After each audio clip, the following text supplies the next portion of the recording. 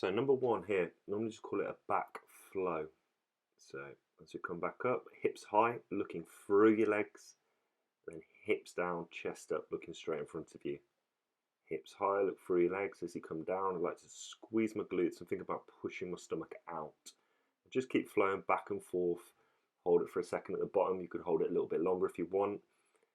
And then raise your hips as high as you can. Look through your legs there. Just keep flowing back and forth. Then we'll transition onto walkouts. So here, that's version 1.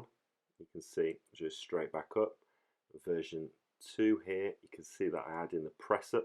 So slightly more advanced, press up, walk back in. But when you walk back in, notice my legs stay straight. It's a hamstring test. Straight legs there, straight legs the whole time. Do your press up, straight back up. Transitioning here into a squat to pike. So I'm actually just holding onto my toes here, pushing my elbows out against my knees, and then I'm trying to keep my legs straight on the way up, and again, look through your legs. So nice and upright there in your posture, straight legs, look through there. Just keep transitioning back and forth.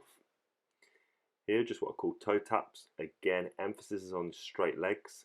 Try and at least touch the floor with your toes, or you could progress onto palms, and then just add in a slight lean back as well, which should feel pretty nice. And just keep flowing back and forth between them. Next here, just in the lunge position with adding in a rotation. Note you rotate with the hand that is on the outside of the front foot. We'll twist around, keep looking at your fingers. So as your arm moves, your eyes keep looking at your hand there. And then make sure you do the other side as well, switch around. Remember, it's always the hand on the outside of the foot. Keep that arm straight. You should get a really nice opening of your mid-back or your thoracic spine. Just here in a hip flexor stretch, but as you can see, I'm just slightly rocking back and forth. If you squeeze the glute with the knee on the floor, so it's my left there, squeeze that glute, that will really intensify the stretch. See, I'm just rocking back and forth, squeezing the glute, and again, obviously remember to stretch both sides. You can make this stretch a little bit harder by elevating that back heel and also squeezing that glute at the same time if you want a bigger stretch. Here, what I normally just call knees to elbows or groiners, but really notice that my back doesn't cave in. It stays pretty neutral throughout. All that's moving is that knee to try and get it to the outside of your elbow.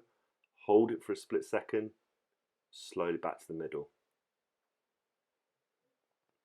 Next one is happy cat, sad cat, or sometimes cat cow as it's called. What you're really trying to focus on here is rounding your upper back as much as you can, and then the complete opposite, chin up, look down. Just get that movement in the spine. Should feel really, really nice. On here to lying prone, what I call around the world. Again, notice the detail of my thumbs. So as I'm coming round, I'm keeping my thumbs up. Keep your hands off the floor. Imagine the floor is lava. Keep them off the floor. You'll feel a really intense stretch in your mid-back. And also notice I'm lifting my legs up as well as I'm doing this exercise. So this is a really, really good exercise. Feels great. And last and probably the hardest exercise here is the Cossack squats. So again, as I'm transitioning, I'm keeping my toes up on the straight leg.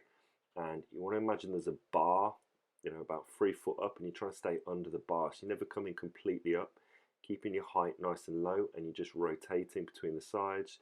You see I'm just having a little bounce, a little stretch when I'm on each side to really just stretch that groin out.